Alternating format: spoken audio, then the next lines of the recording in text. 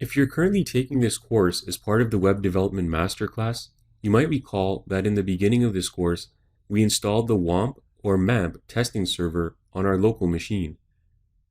We did this specifically to be able to test our developed PHP scripts on our computer without having to upload them to a production server. If you have not done so already, launch your WAMP or MAMP server. To do that, double-click on the icon that looks like this. This icon may be on your desktop, but if not, then you can access it directly from the file path listed below or through your Start menu. The server will launch and you will see a small icon appear on your system tray. When the icon turns green, it's an indication that the WAMP server has successfully started up and is running. If you need a refresher on how to configure the WAMP or MAMP server, refer back to our section on setting up your testing server.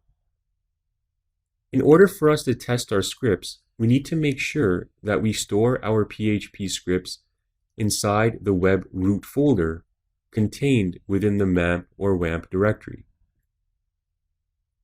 When you install WAMP, the main folder is typically created inside your C drive. So you'll need to open this folder. So I'll go ahead and access it.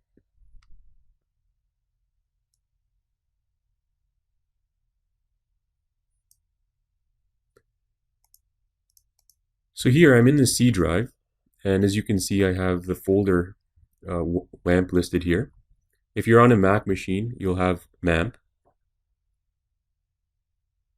If I double click in there, we can see the www directory.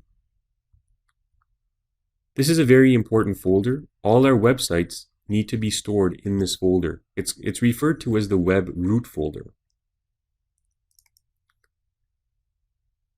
It's best to organize all your websites inside this folder.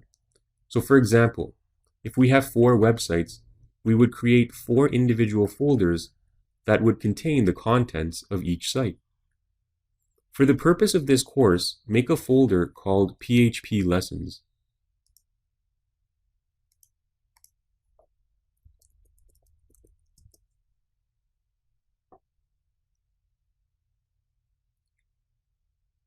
We'll store all our PHP scripts in this folder so we can test them as we progress through the course.